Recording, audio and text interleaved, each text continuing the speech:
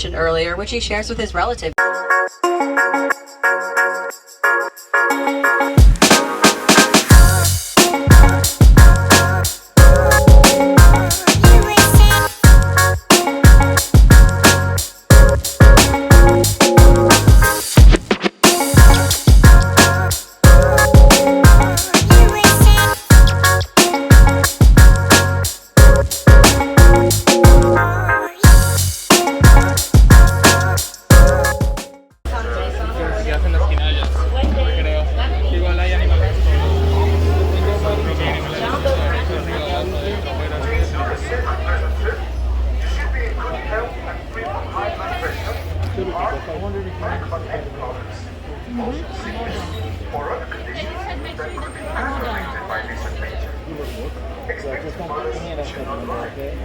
Once aboard your safari transport, please remain seated. Make reference to that animal fighting out. Bienvenidos a Kilimanjaro Safari. Para su seguridad, permanezcan sentados y mantengan las manos, brazos, pies y piernas dentro del vehículo. Inclina sus niños. Jumbo friends, welcome aboard. Please be seated as soon as possible so we can start our journey today. For your safari guide today as we journey out onto the beautiful Harambe Wildlife Reserve together. Now there are some reminders we need to go over before we start our journey today. The first of which is very important, which is we must remain seated off the truck today. I cannot stop for you to retrieve it, so just hold on tightly to those belongings. Now the warden's just given us the all clear to head on into the reserve. So we're going to enter the first area called the Little Aturi Forest. Now here in the Little Aturi Forest, a lot of animals like to use coloration and camouflage to blend into the environment around them. So we'll have to keep an extra sharp eye out to see if we can spot any of our animal friends. Sometimes they're good at hiding from us, but it looks like here on our right we're spotting our first animal, which is an okapi. Now the okapi has a very similar striping pattern to that of a zebra on his front and hind legs.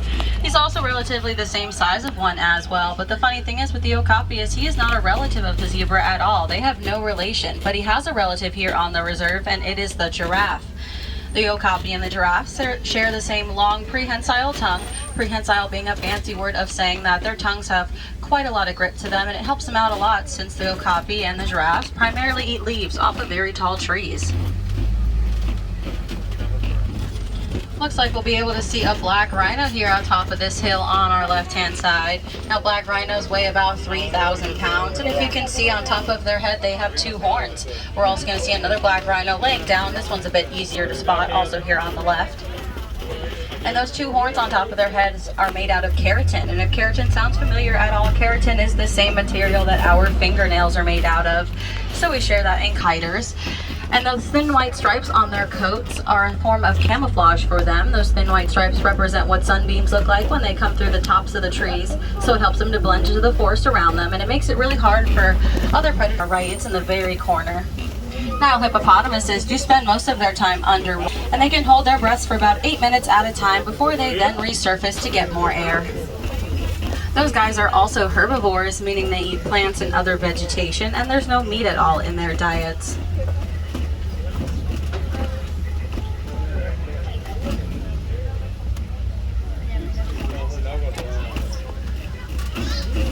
And it looks like here are pelicans. Pink-backed pelicans get their name because a pink coloration will appear on their backs during their mating season. Now both the male and female pelicans will work together and take care of their eggs, and their eggs take about 30 days to incubate before they are then ready to hatch. And we'll get another great look at a Nile hippo here on the left-hand side for my friends on the left who maybe didn't get to see the one on the right earlier. And we have a fun nickname we call a group of hippos. We call them a bloat. So if we saw a group, we would call them a bloat of hippos. Now a lot of times hippos are called dangerous, but we don't really like to use the word dangerous to describe them. We find there's a better word that suits them more, and that is territorial. Territorial just means they're trying to protect themselves, their families, and their homes from any potential threats.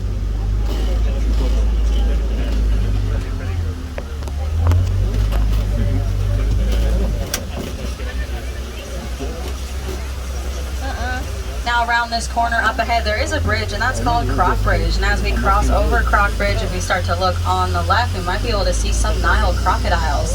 I see a few of them are out right now. crocodile? Inside the water?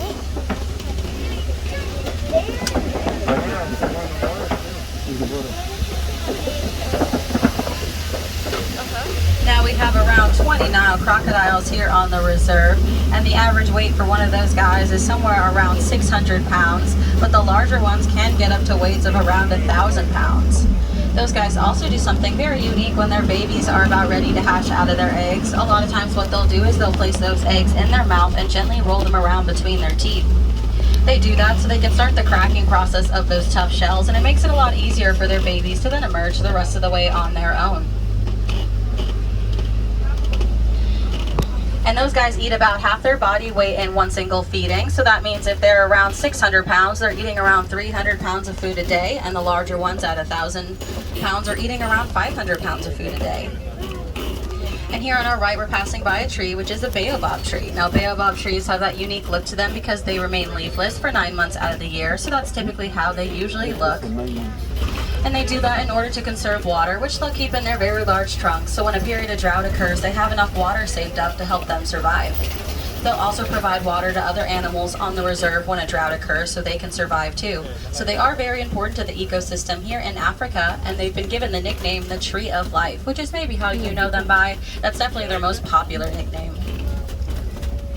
Now we are entering the next area of the reserve called the Savannah. The Savannah is home to a lot of famous African animals you'll probably recognize, and this area is also the largest on the reserve, so we have the most animals here as well, and some of my favorites for sure. And since this is the largest area with the most animals, we probably won't get to see every single animal that the Savannah has to offer, but I think we'll see quite a few of them. We usually have pretty good luck. The first ones we're going to cross by are right here on our right. They're displaying anywhere from 6 to 8 feet up in the air, and they can leap forward about 13 feet once they get a good running start. These guys are also the national animals of South Africa, so a lot of South African sports teams will often use the springbok as the mascot for their team.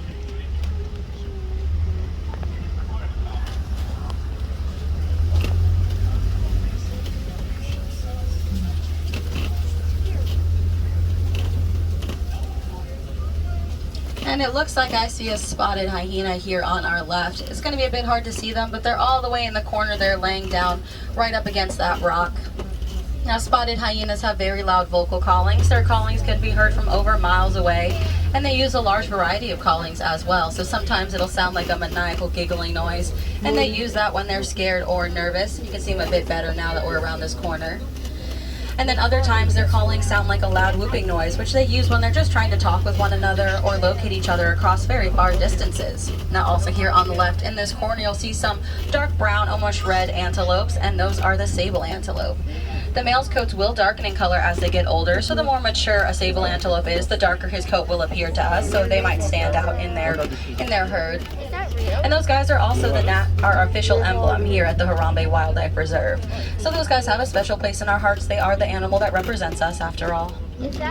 Also here we have a small herd of animals. This is a herd of white-bearded wildebeest. Now white-bearded wildebeest typically live in herds a lot bigger than this one, and they're very large and densely packed. They kind of live how like us humans live, in very large groups all together.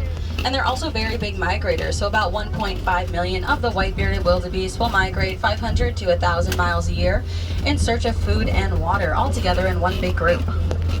Now we're also passing by these tall brown-orange structures, and those are termite mounds. Now termite mounds are made out of animal dung, saliva, and soil. They become as hard as concrete, so what a lot of animals, like elephants, will do is they'll come over to the termite mounds and use them as their personal scratching post.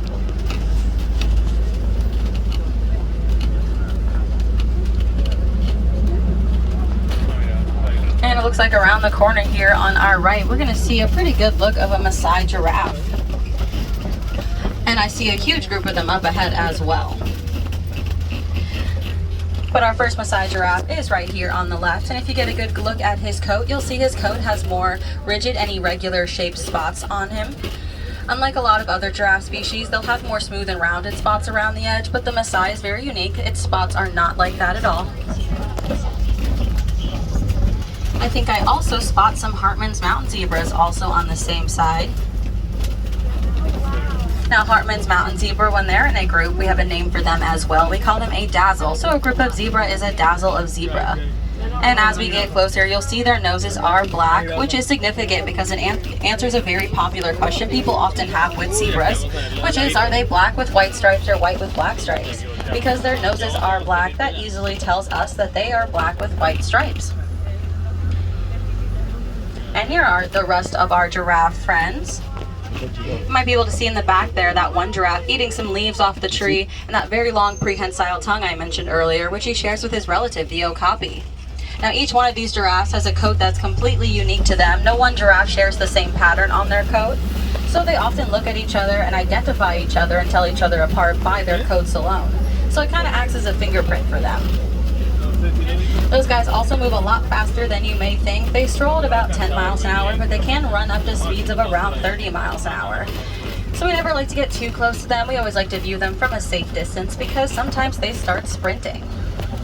And when baby giraffes are born, they stand at about 6 feet tall already, and they are up and walking within an hour after being born. So they get a very fast start to their lives, a lot faster than us humans do.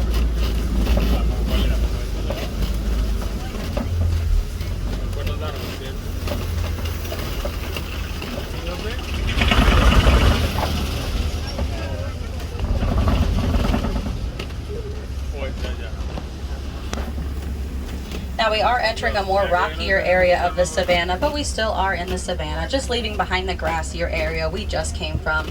And typically in the rockier areas of the savannah, since it's a big change in terrain, there's lots of different types of animals we'll see here that we didn't get to see back in the other area.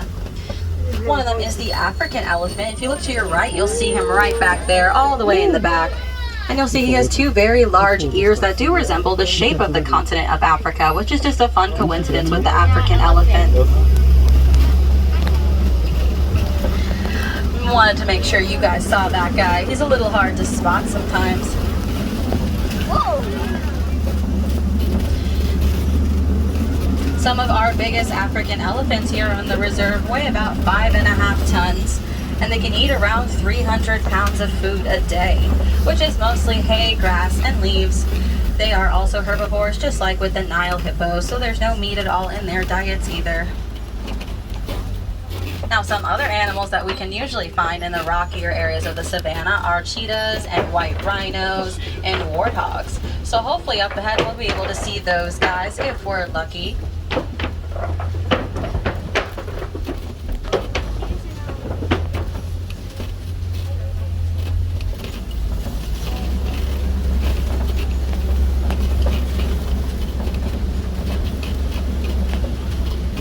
And right now we are passing through an area called the red clay pits. And it looks like here on the right hand side in the clay there are some animal markings, and these definitely belong to elephants. Our African elephant friends like to come down to the red clay pits and they'll eat some of the clay, and it serves as a form of nutrients in their diets. So it's really great for them. And here's another great look of an African elephant here on our left hand side. This is another really popular area here for our African elephant friends off to the left, all through here. It's a nice big wide open space for them to roam around in, as well as lots of mud for them to roll around in, and lots of very tall trees for them to eat from. So we might be able to spot a few more through this whole area here on the left.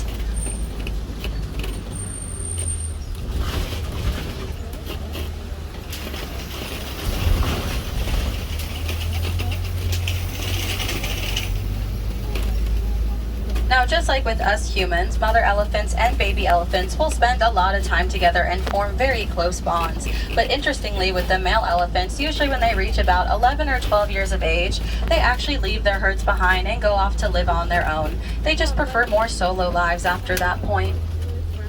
Sometimes though, some of those solo males will get together and form a loose all-male herd of their very own, and we call that type of herd a bachelor.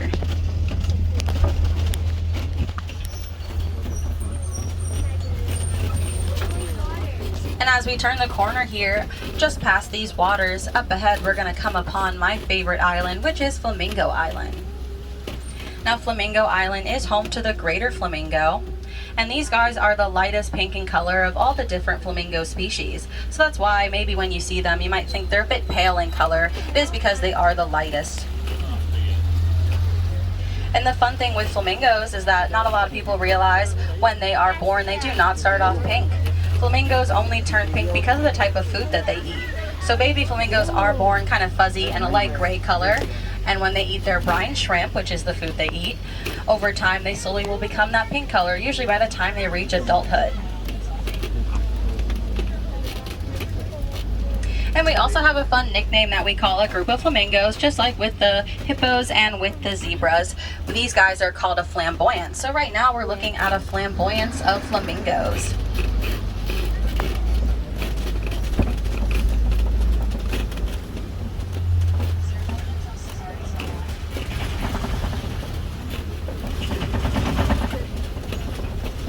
Now up ahead on the left, we're going to pass by an area called a mud wallow. And mud wallows are typically where elephants and rhinos can be found. Looks like here at the mud wallow right now we have some white rhinos. And one of the youngest members of our white rhino family as well, with their mama. Now white rhinos are a lot larger than the black rhinos we saw earlier. The black rhino was around 3,000 pounds, but white rhinos usually weigh somewhere around 5,000 pounds. You'll also see that just like with the black rhino though, the white rhino has 2 horns on their head, just the same. And while rhinos have no natural predators, unfortunately they still have one type of predator, and that is us humans. Humans still hunt the rhino and poach them for those very horns on top of their head. Even though they've been proven to have no medical benefit or really any use to us humans, that's still the main targeted reason why they are hunted and poached, and one of the main reasons their population size continues to decrease so much and why they are endangered. That and a combination of loss of habitat. Now these guys like to come over to the mud wallow because they'll roll around in the mud and it helps themselves to cool off on very hot days. But in that process of rolling around in the mud, it will also coat their skin, and then it acts as a natural sunblock for them. Just like us, these guys need protection from the sun. They're not too different from us after all. Now if we look in the corner here on the left, you'll see some cheetahs laying down. Now cheetahs are the fastest land mammals, and they run at about 60 miles per hour, and they can reach that speed within 3 seconds. Now they can't sustain that fast speed for too long because they get tired and overheated pretty quickly, so they usually only run at 60 miles per hour for a couple hundred yards, just long enough for them to catch their prey, and then they slow back down due to exhaustion. And there's going to be 2 more cheetahs here in this corner as well. These guys are also one of the only big cat species who will hunt during the daytime instead of at nighttime.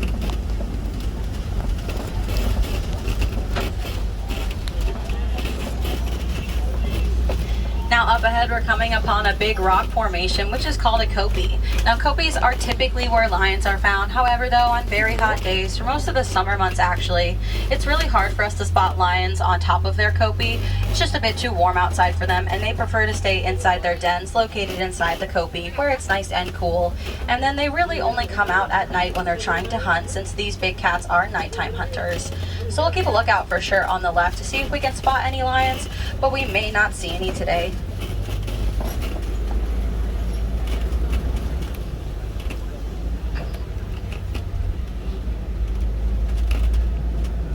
Looks like here on the right though, we're going to pass by a small brown African antelope, and that is a Bonte bok. Now Bonte boks are pretty much extinct in the wild due to loss of habitat, so really the only place you get to see guys like these are on our reserve and other reserves like ours.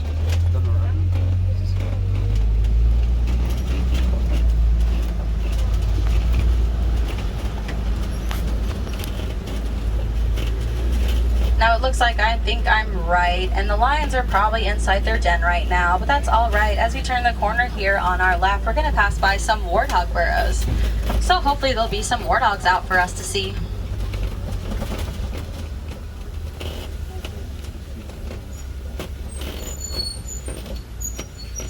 Looks like there's one just through this little opening in the trees kind of area, and also 2 right here on top near that stump. They blend in very well with the dirt, but there are 2 laying up there.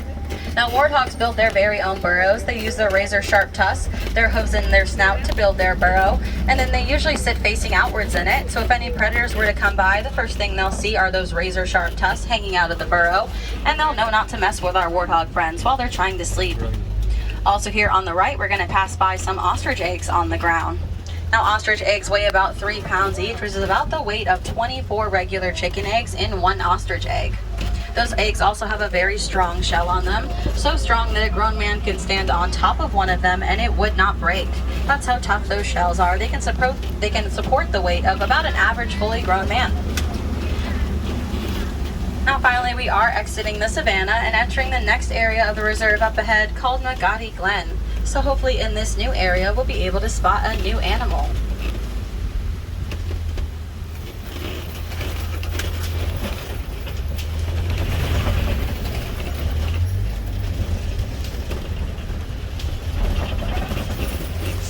And it looks like the warden's post is up ahead, and the warden's usually got an animal or two in his care, so we'll have to see if he's currently got any animals that he's taking care of. It looks like he may have some Nigerian dwarf goats with him right now.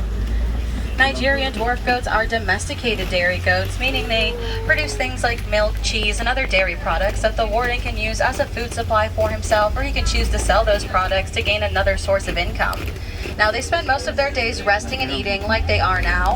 However, they are quite playful, and some of the play behaviors you'll see them exhibit are climbing, chasing, and my favorite, which is headbutting one another. They also show those behaviors when they're trying to establish dominance within their groups as they mature.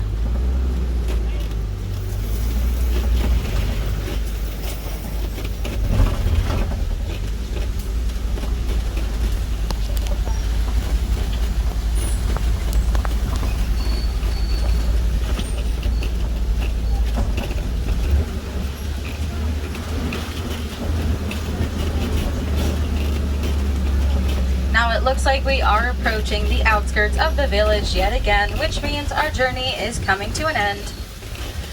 Thank you so much for joining me here as we journey through the beautiful Harambe Wildlife Reserve together.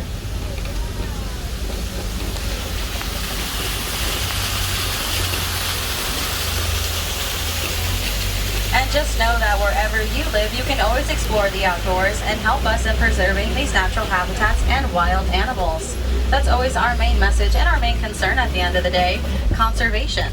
We want to make sure these animals and habitats are around for many more years to come, and the main way we can do that is by getting involved in conservation efforts.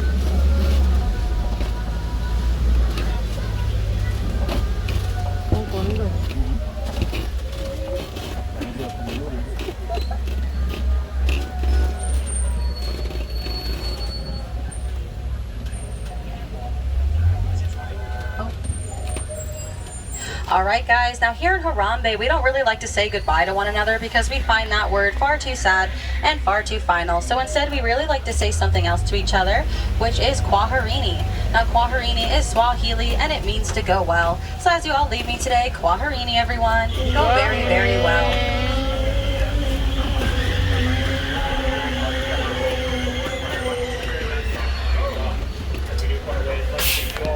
Please watch your hands, arms, feet, and legs. The doors on your right are opening. Have a great rest of your day. Kwaherini, everyone. Have fun exploring the rest of Africa.